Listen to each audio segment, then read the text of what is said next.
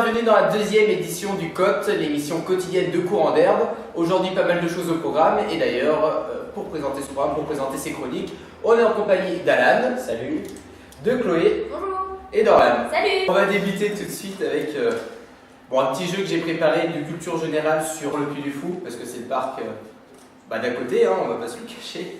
Et ça va au faux, Okay. donc c'est pas trop compliqué. Non, ça va. Hein.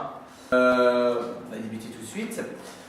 C'est des 10 questions sur l'histoire du parc, hein. Donc c'est possible que vous ne connaissiez pas toutes les réponses, mais c'est pas grave. Alors, il y a eu 2 spectacles avant le secret de la lance, sur le même lieu avec la même tribune et Faux. compagnie. C'est vrai. Ouais, c'est vrai.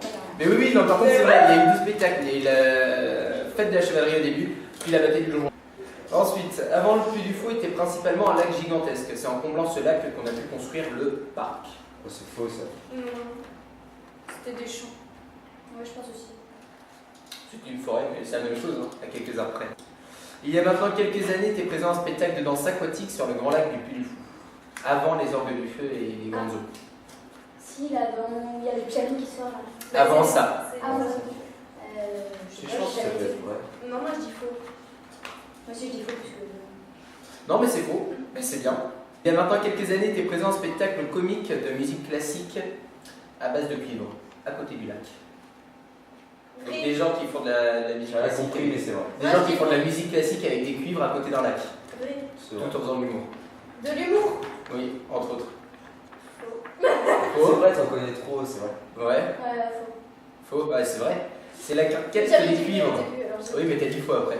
Donc oui, non, c'est 4 personnes qui faisaient des cuivres et qui s'amusaient. Bon voilà, rien d'incroyable. Avant les chevaliers de la table ronde, était présent un spectacle de magie où un magicien bataillait avec sa femme. C'est vrai. Non, c'était avec un cochon. Avec un cochon. C'était avec un cochon. Il faisait du saucisson après. Ah ouais, peut-être. Attends, c'est vrai. Oui, non, mais c'est vrai, mais bon, c'est de l'habitude du spectacle, le cochon. Oui, bah c'est vrai quand même. Enfin, t'as des souvenirs bizarres, toi, des spectacles. Alors, avant d'y avoir le spectacle nocturne des orgues de feu, le Puy du Fou a décidé de créer la bataille du donjon, mais dans le noir. Non. Si. Si, avant les orgues de feu, il y avait la bataille du donjon dans le noir. Et pour finir, les chevaliers de la table ronde peuvent être joués de manière nocturne pour occuper les personnes jusqu'à la cécité. Oui. Oui, c'est vrai. Oui, c'est vrai.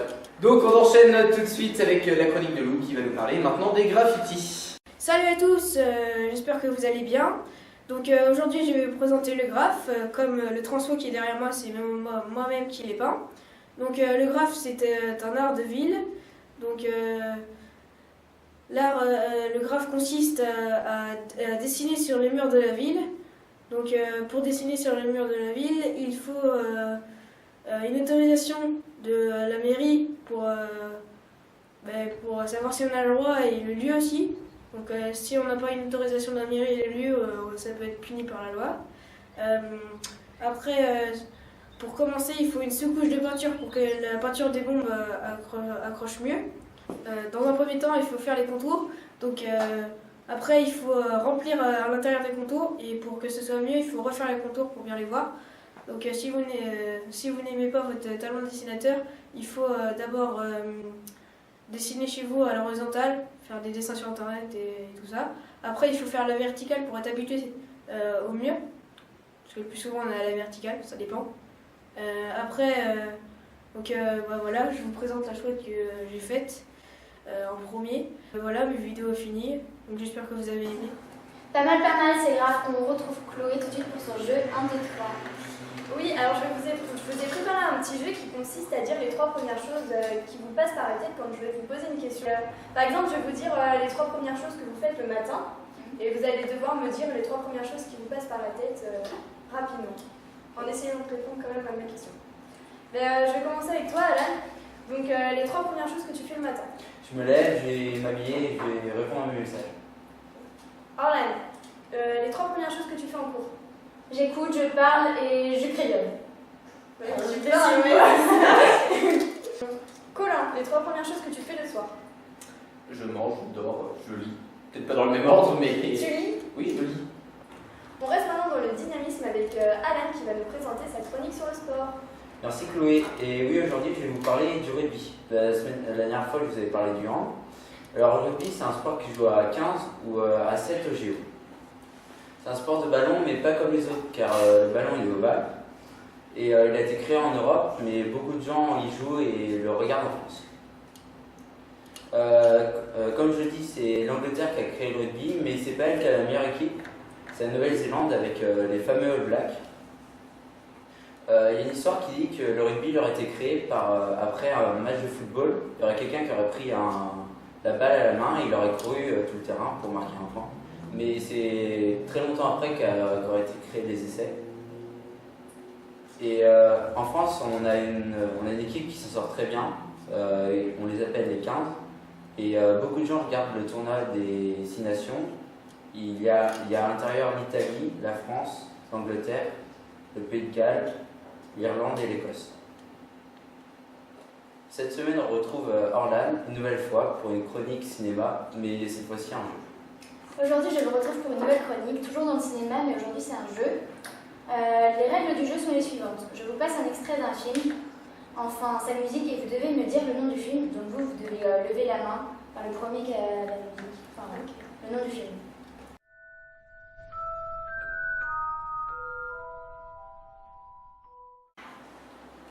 C'est Harry Potter. Oui, c'était le premier Harry Potter, pour ceux qui ne connaissent pas. Voilà.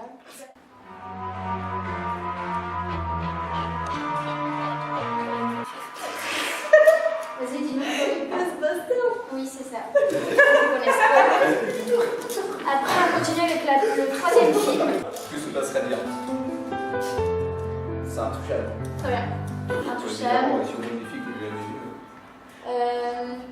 Quoi? Non, je le dis. Quatrième film. Vous êtes à peu près? Oui. Cinquième Oh, film. désolé. Bah alors là, merci. Merci Colin. Pirates des Caraïbes. Très bien. Voilà. Merci. Bon, moi je vais monter. Sinon. Sixième film, c'est parti. Le vent qui hurle. Vas-y. C'est la reine des neiges. Terrible ce film. Septième film. Sous l'océan. Sous l'océan. Ah, La petite sirène. Oui, la petite sirène. il va être plus de monter.